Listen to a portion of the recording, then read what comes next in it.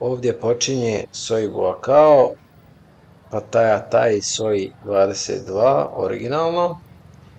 Ulazimo sa South Pattaya Roada i imamo i našeg reportera na terenu koji snima i povremeno će se uključivati dok ovaj voiceover radimo iz studija i uključujemo našeg reportera s terena da čujemo kakvom vozilu se radi. Ovaj bus stane tu na početku Soi Buakhao i onda čeka da se skupi dovoljno ljudi, a to je bar 6 po mom nekom iskustvu prije nego što krene. A ja sad idem probati ovako malo snimiti po noći Soi Buakhao. Skoro je ponoć.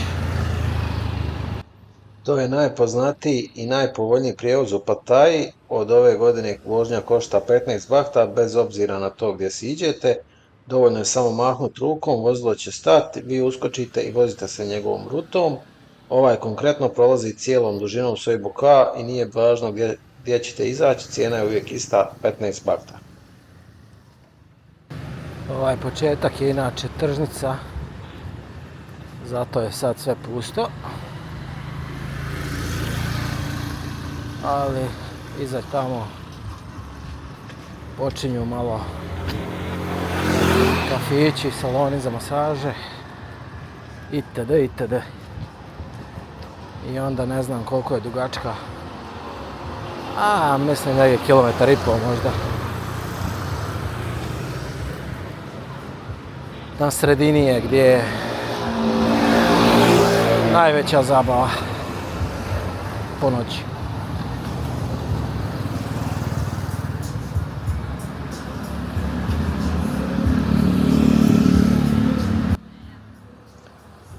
Ovdje s desne strane imamo prvi otvoreni kafić FMP. U prijevodu vi možete sami popuniti prazninu F me please.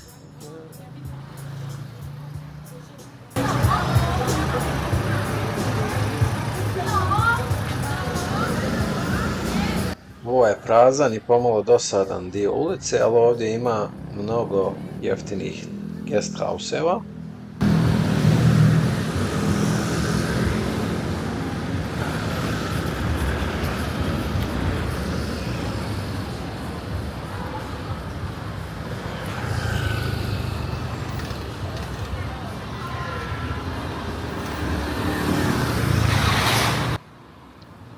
Također ima dosta salona za masažu, a većina mušterija izađe s osmijehom na licu nakon dodatne usluge.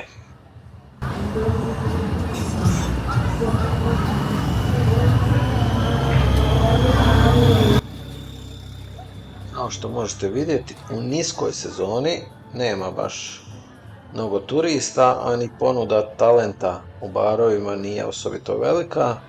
To ipak ne znači da se ne možete dobro zabaviti ili negdje pronaći skriveni dragulj.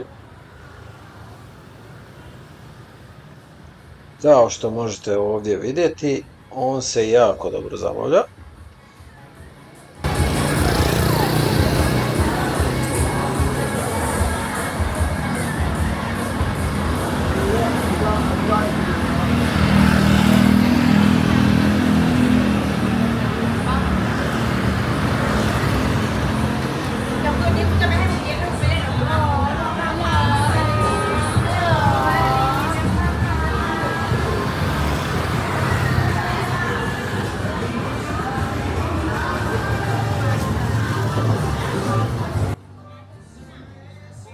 I tijekom cijele noći možete pronaći otvorene restorane kao ovaj ovdje s tajlanskom hranom, štandove s uličnom, kao i trgovine 7-Eleven koji rade 24 sata.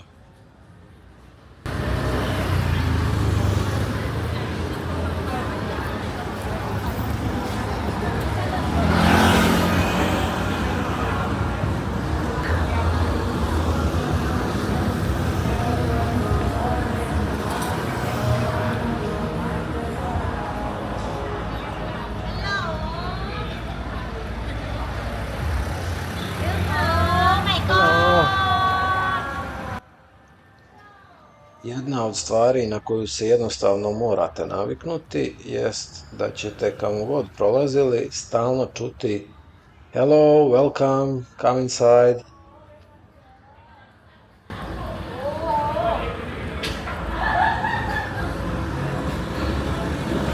Welcome, sir. Hello.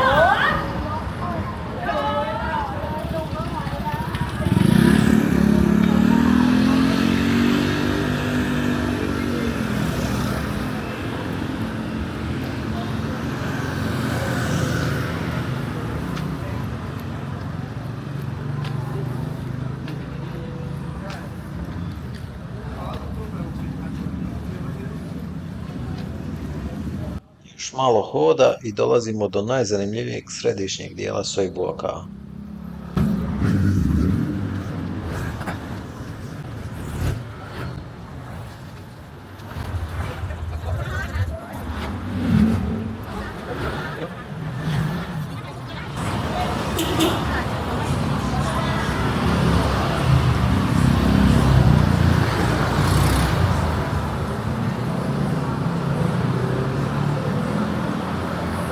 Ne radi svjetlo.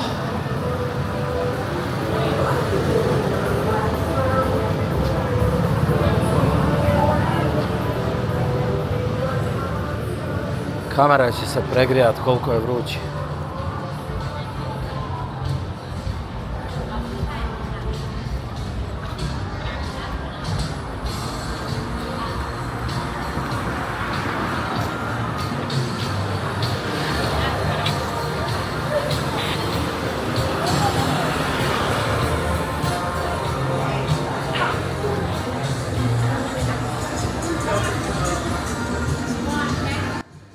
Ovdje sa desne strane stoji natpis 8500 bahta, odnosno otprilike 230 eura za sobu na cijeli mjesec.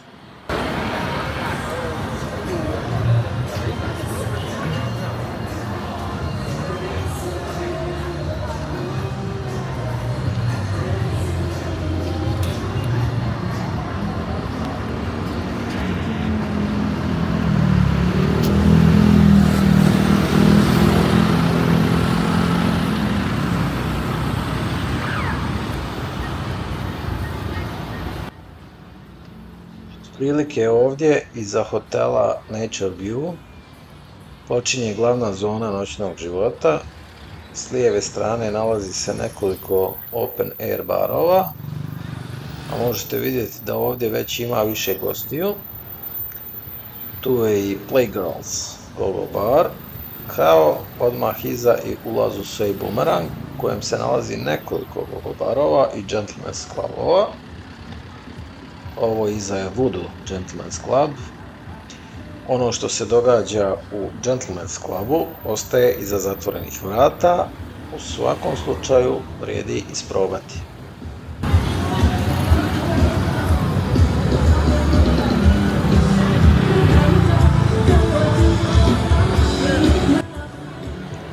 Sa desne strane nalazi se Pattaya City Hospital, javna bolnica.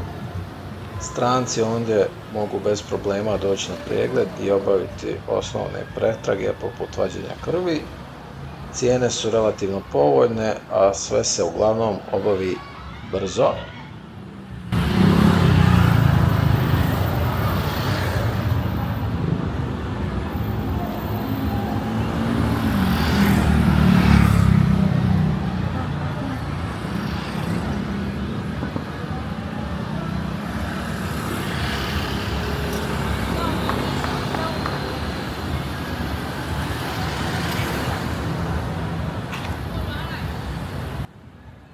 Sada dolazimo do budžetskog hotela kojem sam ovaj put odsjeo. S desne strane je zelena zgrada Maliz Lodge. Nisam siguran izgovaram li naziv pravilno, ali nije važno. Uglavnom vidjeli ste u videu koliko sam platio 2 tjedna, gotovo zanemarivo.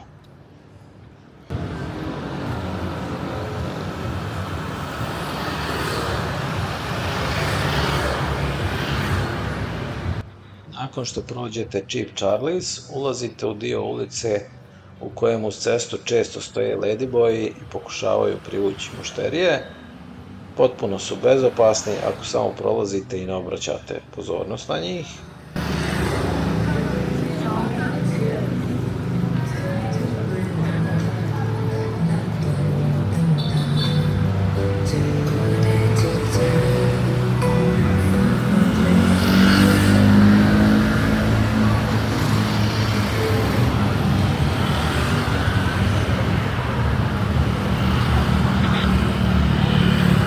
Ovo je glavni dio Soi Buakao, Soi Diana križanje.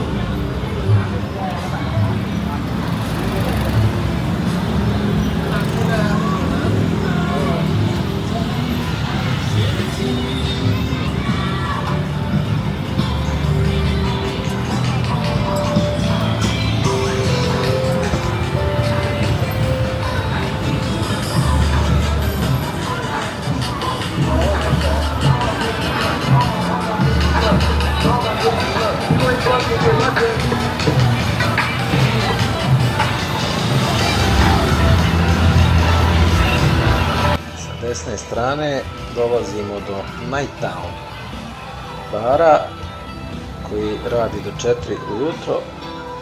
Logično, jedna od djevojaka me odmah prepoznala i ponuda talenta ovdje je puno bolja.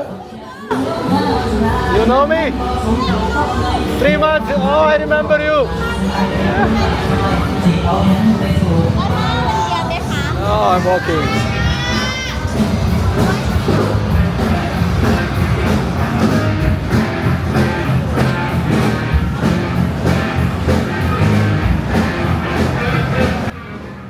S lijeve strane nalazi se poznati LK metro.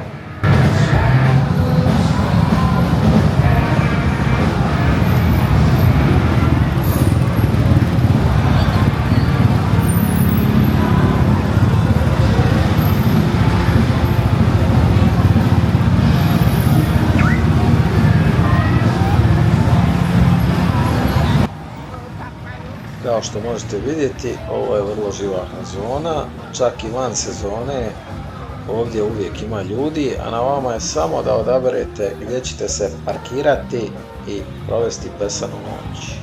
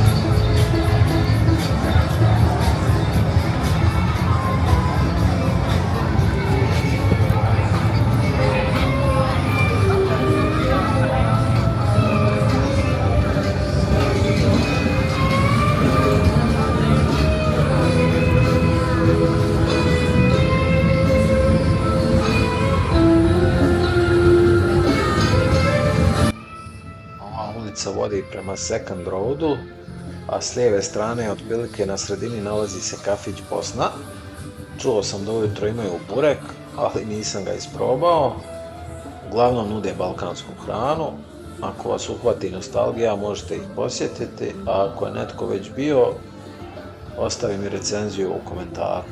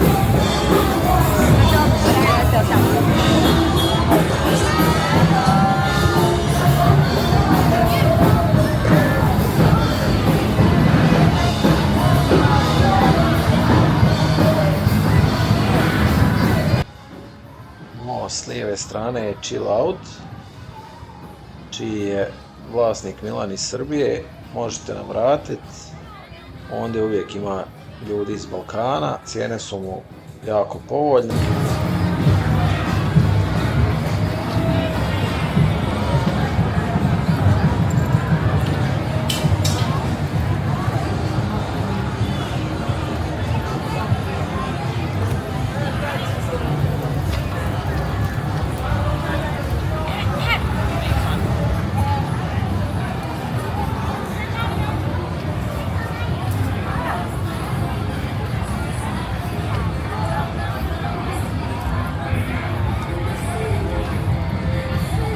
Cijeli grad, jedna velika entertainment zona.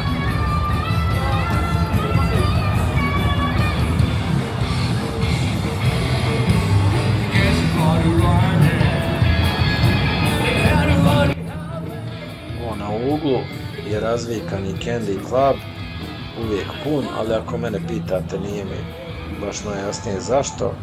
Mislim, zapravo mi je jasno, jeftina cuga, nema bar final ni lady drinkova. Bio sam nekoliko puta čisto da provjerim, ali talent je poprilično star.